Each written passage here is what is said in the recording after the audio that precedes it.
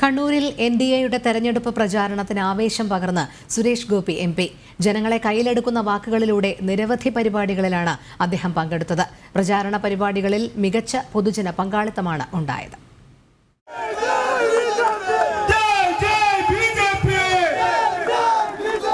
പങ്കെടുത്ത ഇടങ്ങളിലെല്ലാം ആവേശം വിതറിയാണ് സുരേഷ് ഗോപി എംപിയുടെ തെരഞ്ഞെടുപ്പ് പ്രചാരണ പരിപാടികൾ കണ്ണൂരിൽ നടന്നത്.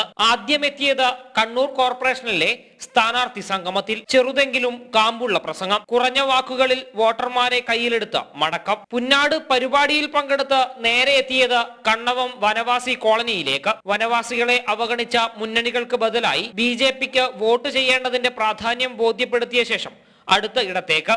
ഈ തെരഞ്ഞെടുപ്പിൽ നിങ്ങൾക്ക് ചുട്ട മറുപടി നൽകുവാൻ സാധിക്കുകയാണെങ്കിൽ ഞാൻ പറഞ്ഞ ജനാധിപത്യ മര്യാദ നിലനിർത്തിക്കൊണ്ട് ജനാധിപത്യ രീതിയിലൂടെ അവരുടെ തണ്ടല്ലും മുട്ടുകാലും തല്ലിയൊടിക്കാൻ നിങ്ങൾക്ക് സാധിക്കും.